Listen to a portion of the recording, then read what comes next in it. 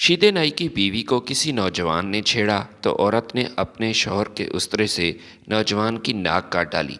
नौजवान के जख्म भरे तो उसने औरत से बदला लेने का फैसला किया। रात को शीदा अपने हमाम पर था कि 7 बंदे उसके घर में दाखिल हुए। शीदे की बीवी चारपाई पर सो रही थी। सोई हुई औरत को चारपाई समेत वो गांव से दूर एक जंगल में ले गए। नई की बीवी नींद से बेदार हुई तो उसने देखा कि 7 बंदे उसकी चारपाई को उठाकर सफ़र में हैं। वो बहुत खौफजदा हुई। अपनी इज्जत खतरे में देखी तो औरत ने शोर मचाने की बजाय खराटे लेना शुरू किए। और फिर उसके बाद शीदा एक ऐसा बेवकूफ़ सा नाई था जो कोई काम भी सीधा नहीं करता था। हत्ता के बाल काटते वक्त वो कान काट लेता और हजामत करते वक्त गला। नतीजा ये निकला कि उसका काम ठप हो गया और अपनी चीज़ें बेचकर गुजारा करने पर मजबूर हो गया। रफ्ता रफ्ता ऐसा वक्त आया कि उसके घर में सिर्फ 2 चीज़ें बचीं, एक उसका उस्तरा और दूसरी उसकी बीवी। और फैसला करना दुश्वार था कि इनमें से तेज़ कौन है। एक दिन नाई की बीवी उसे बेवकूफ़ियों पर ताने दे रही थी तो वो बेबसी से बोला, ये सब बार बार कहने का क्या फ़ायदा। मैं तुमसे इत्तेफाक करता हूँ, मैंने कभी खुद से कुछ नहीं कमाया, मैं खुद से कुछ कमा भी नहीं सकता, तो कभी किसी को कमाने भी नहीं दूंगा। ये हकीकत है। तुम काम नहीं कर सकते, भीख मांगो, मैं भूखा नहीं मरना चाहती। बादशाह के महल में जाकर उससे कुछ मांगो। शहजादी की शादी हो रही है और बादशाह गरीबों में खैरात बांट रहा है। बादशाह को कहो कि तुम्हें कुछ दे भी दे। नई ने ऐसा ही किया और बादशाह के महल में जाकर उससे कहा कि वो नई को कुछ दे दे। कुछ भी? क्या दूं? बादशाह ने पूछा। अब नई की बीवी ने ये तो नहीं बताया था कि उससे क्या मांगना चाहिए और नई का अपना दिमाग कुछ सोचने से कासिर था। उसने परेशान होकर कहा, कुछ भी दे दे। कुछ ज़मीन दे दूं? बादशाह ने पूछा। नई की जान में जान आई कि वो कुछ भी के मसले से तो निकला। वो बोला, हाँ हाँ, कोई ज़मीन ही दे दें। बादशाह ने उसे शहर से बाहर एक उजड़ी पिचड़ी ज़मीन देने का हुक्म दे दिया।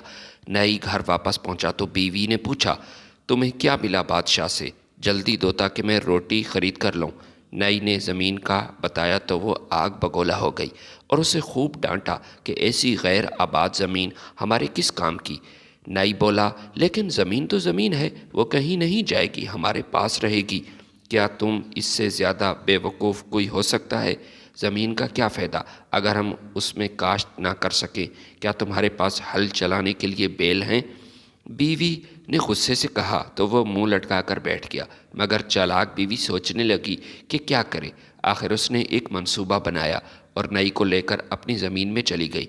उसके बाद उसने नई को कहा कि वो भी उसकी नकल करे और ख़ुद गौर से जगह जगह ज़मीन को देखे।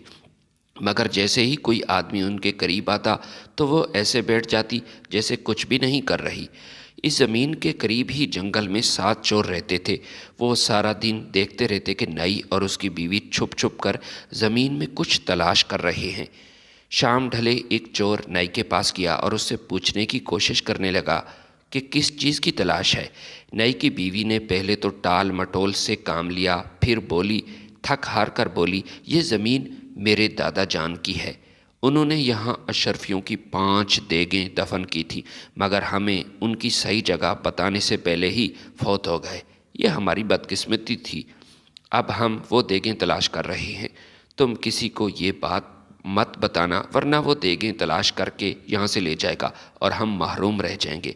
चोर ने वादा किया कि वो किसी को नहीं बताएगा। मगर शाम ढले जब नाई और उसकी बीवी घर वापस गए तो चोर अपने साथियों को लेकर आए और साथों मिलकर अपने बैलों से हल चला चला कर ख़जाना तलाश करने लगे। सुबह तक खेतों की ऐसी हालत हो गई थी जैसे इसमें 7 मरतबा हल चले हों, मगर फिर भी उन्हें कुछ ना मिला। अगली सुबह नाई की बीवी ने सारे खेतों में हल चलाकर देखा तो खुश हुई।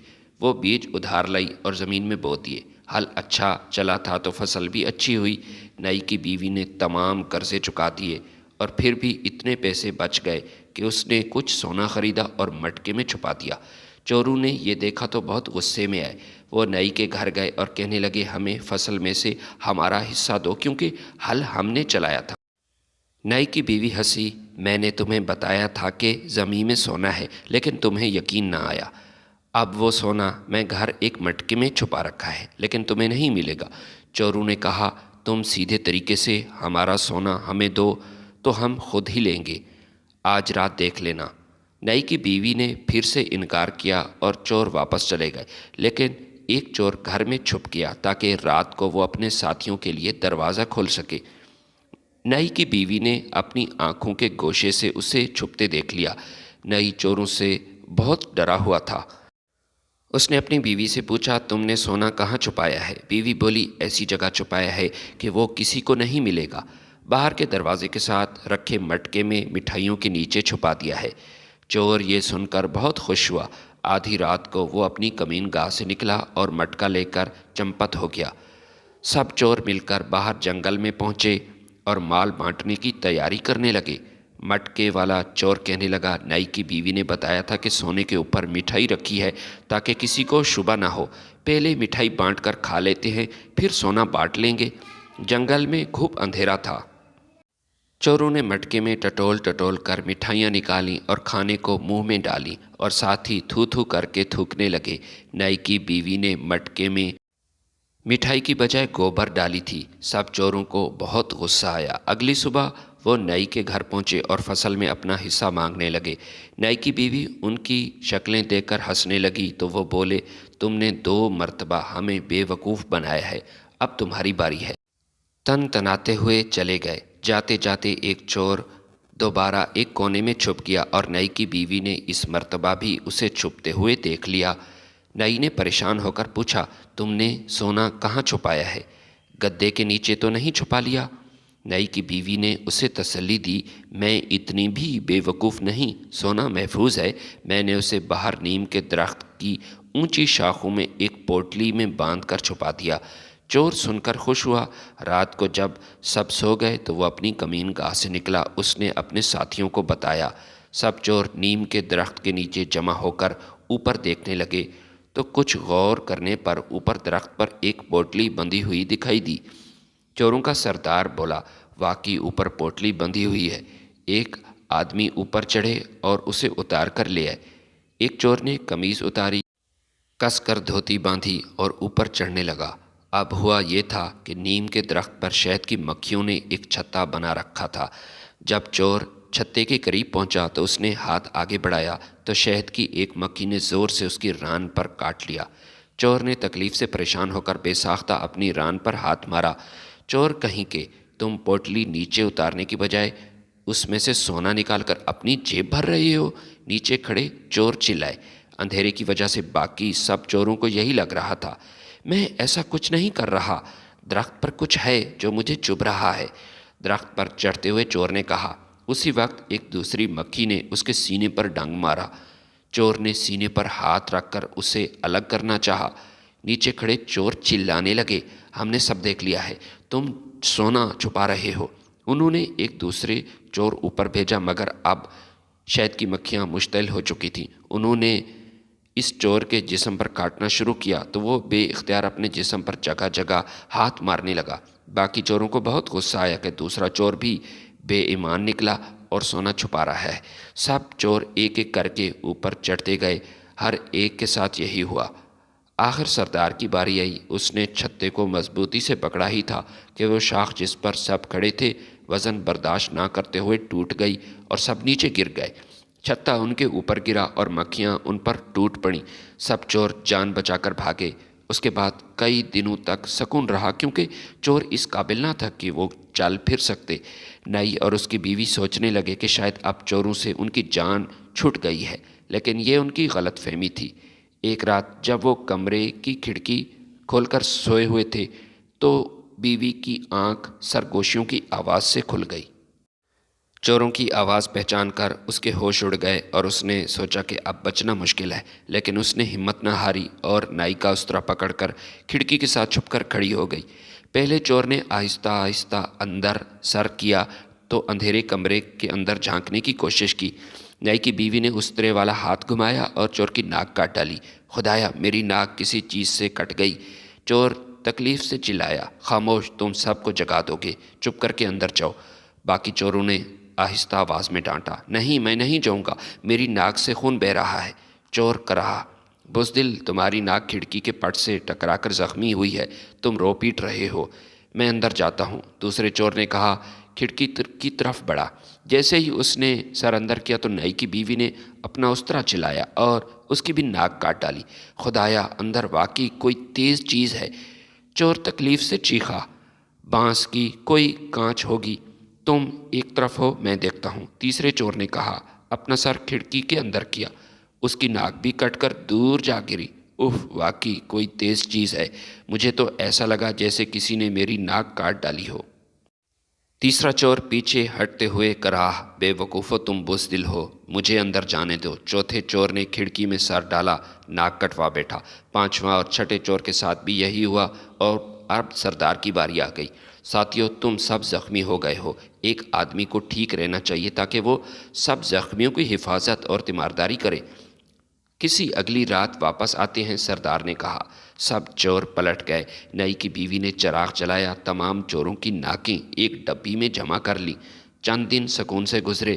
موسم گرم ہو گیا اور کمرے کے اندر سونا اب ممکن نہیں رہا تھا۔ نائی اور اس کی بیوی نے باہر صحن میں چارپائیاں بچھا دی۔ چور واپس آئے۔ انہوں نے سوچا کہ سونا ضرور نائی کی بیوی کے پاس ہی ہے، تو اسے ہی اٹھا کر لے جاتے ہیں۔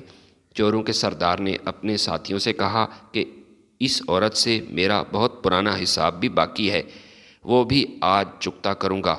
وہ دبے قدم آگے بڑھے اور اس کی چارپائی اپنے کاندھوں پر اٹھا کر جنگل اپنے ٹھکانے کی طرف چل پڑے۔ چوروں نے اپنے سردار سے کہا کہ آپ کس حساب کی بات کر رہے تھے؟ تو سردار نے انہیں بتایا کہ کچھ عرصہ پہلے یہ عورت میرا ناک بھی کاٹ چکی ہے۔ کچھ دیر بعد نائی کی بیوی کی آنکھ کھلی تو وہ حیران ہوئی اور یہ جان کر دھک سے رہ گئی کہ چور اس کی چارپائی اٹھا کر جنگل کی طرف جا رہے ہیں۔ وہ سوچنے لگی کہ اب کیسے بچوں، اب تو میں بری طرح پھنس چکی ہوں۔ کچھ دیر بعد چور تھک گئے تھے، وہ ایک درخت کے نیچے رکے اور مشورہ کرنے لگے کہ کچھ دیر یہاں رکتے ہیں، چارپائی نیچے رکھ کر کمر سیدھی کر لیتے ہیں۔ نائی کی بیوی نے موقع جانا، اس نے تکیوں کے اوپر چادر ایسے ڈالی کہ وہ سو رہی ہے اور درخت کی ایک شاخ کو پکڑ کر اوپر چڑھ گئی اور شاخوں میں چھپ گئی۔ چوروں نے چارپائی کاندھوں سے اتار کر نیچے زمین پر رکھ دی اور فیصلہ کرنے لگے کہ پہرے کی پہلی باری کس کی ہوگی۔ سردار کے نام کا کرا نکلا کیونکہ باقی سب کے ناک زخمی تھے۔ سب سو گئے اور سردار پہرا دینے لگا۔ نائی کی بیوی کو اچانک خیال سوجا۔ اس نے اپنا سفید دوپٹہ چہرے اور سروں کے گرد لپٹا اور آہستہ آواز میں محبت بھرے گانے گانے لگی۔ چوروں کے سردار نے اوپر دیکھا تو اسے چاندنی میں ایک خوبصورت عورت درخت پر بیٹھی دکھائی دی۔ اس نے سوچا یہ ضرور درخت کی پری ہے جو مجھ جیسے خوش شکل اور ہینڈسم مرد پر عاشق ہو گئی۔ اس نے اپنی مونچھوں کو تاؤ دیا اور پوچھا، کون ہو تم؟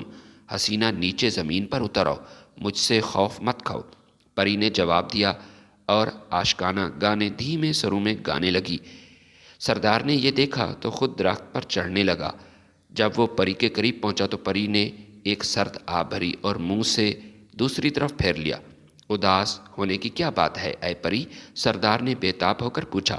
نائی کی بیوی نے اداس لہجے میں کہا، مجھے لگتا ہے کہ تم ایک ہرجائی ہو اور مجھ سے محبت نہیں کرتے۔ لمبی ناک والے مرد ہمیشہ ہرجائی ہوتے ہیں۔ سردار نے اپنی وفا کا یقین دلانے کی بہت کوشش کی مگر وہ نہ مانی۔